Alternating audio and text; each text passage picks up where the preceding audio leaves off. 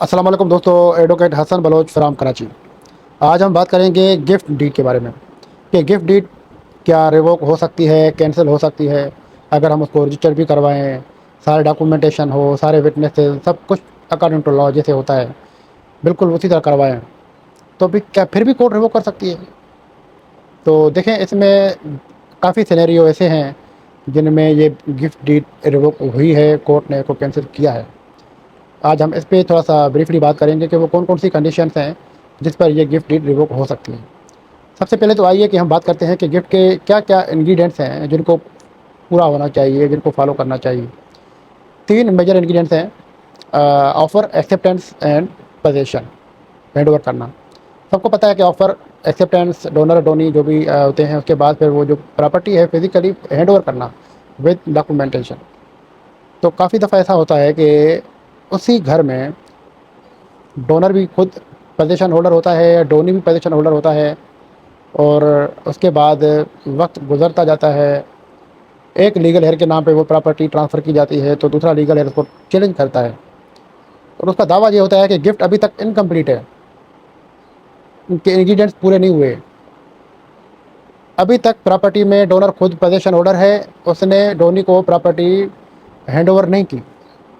Position hand over نہیں کی، it means کہ ابھی تک گفٹ انکمپلیٹ ہے، لہذا اس کو کینسل کیا جائے کیونکہ گفٹ کے انگریڈینٹس پورے نہیں ہیں۔ ایک تو بات آ گئی یہ قانونی طریقے سے۔ دوسری بات یہ ہے کہ اکثر پراپرٹی کی گفٹ اس کے نام پر ہوتی ہے جس کے ساتھ والدین اپنی زندگی کے آخری کچھ سال گزار رہے ہوتے ہیں۔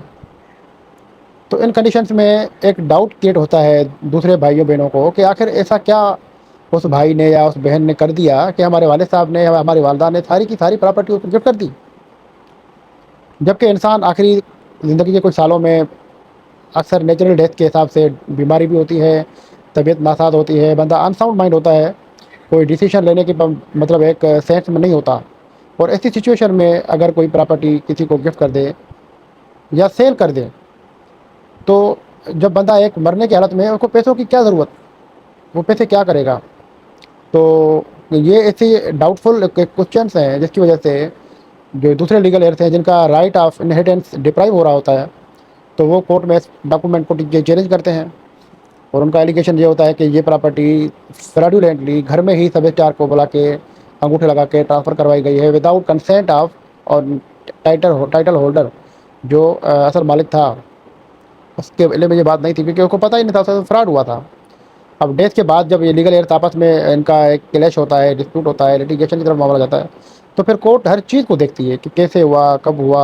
بیمار پڑے، کب انتقال ہوا، کب ٹرانسفر ہوا، کب سیل ہوا، گفٹ ہوئی تو گفٹ کے انگریڈینٹس پورے ہوئے نہیں ہوئے۔ اب ٹرانسفر آف پراپرٹی میں آپ دیکھ لیں سیکشن 15، سیکشن 16، 19، یہ سب کے سب unsound mind person who can sell the property,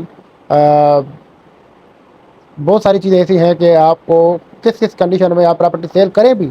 وہ پراپرٹی سیل نہیں مانی جائے گی، کیونکہ اس ٹائم پر آپ کا سینس نہیں تھا، پریشرائز تھے، آپ کو کسی نے اپنے گن پوائنٹ پہ رکھا ہوا تھا، آپ کسی کے انفلوئنس میں تھے، آپ ہوش و حواس میں نہیں تھے، آپ بیماری کی حالت میں تھے، آپ نشے کی حالت میں تھے، تو ان کنڈیشنز میں آپ پراپرٹی سیل کریں بھی تو وہ پراپرٹی سیل نہیں مانی جائے گی، بشرطے کہ آپ کو پروو کرنا پڑے گا۔ تو اسی لیے لیگل ایئر چیلنج کرتے ہیں اور وہ پراپرٹی کے جو ڈاکومنٹ ہیں وہ کینسل ہو جاتے ہیں، چاہے ٹائٹل ڈاکومنٹ ہو، چاہے سیل ڈیڈ ہو، چاہے گفٹ ڈیڈ ہو۔ اگر آپ کو یہ گفٹ ڈیڈ بالکل لیگلی کرنی ہے تو آپ کو یہ تین کام کرنے پڑیں گے۔ سب سے پہلا کام تو یہ کرنا پڑے گا کہ آپ کو ایک اپنی گفٹ ڈیڈ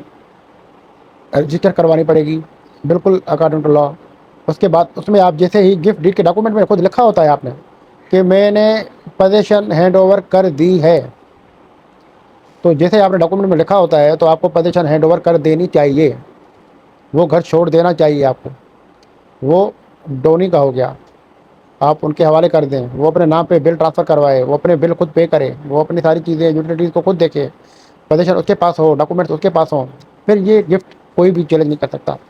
چیلنج کر بھی لے تو یہ گفٹ ریووک نہیں ہوگی، یہ آپ کا رائٹ ہے گفٹ کرنا، آپ کر سکتے ہیں، لیکن جو قانونی تقاضے ہیں ان کو پورا کرنا آپ کی ذمہ داری میں آتا ہے۔ کافی دفعہ ایسا ہوتا ہے کہ گفٹ ڈاکومنٹ بنا دیے لیکن ساری پوری فیملی ساتھ ہی رہ رہی ہے، چوری چوری کسی ایک کے نام پہ آپ نے گفٹ کر دی اور کسی کو پتہ بھی نہیں چلا، اور جب بات کھلتی ہے مرنے کے بعد تو پتہ لگتا ہے کہ یہ تو 10 سال پرانی گفٹ ڈیڈ ہے۔ ارے بھائی یہ تو ہم تو سب ساتھ رہتے تھے، تو یہ تو گفٹ انکمپلیٹ ہے. آپ نے گفٹ میں خود لکھا ہے کہ میں نے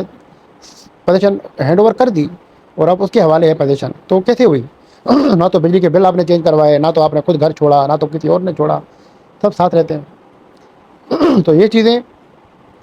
لیگل دیکھا جائے تو بہت میٹر کرتی ہیں, اور اگر کوئی ڈسپیوٹ ریز ہوتا ہے تو اس میں چیزیں کافی میٹر کرتی ہیں.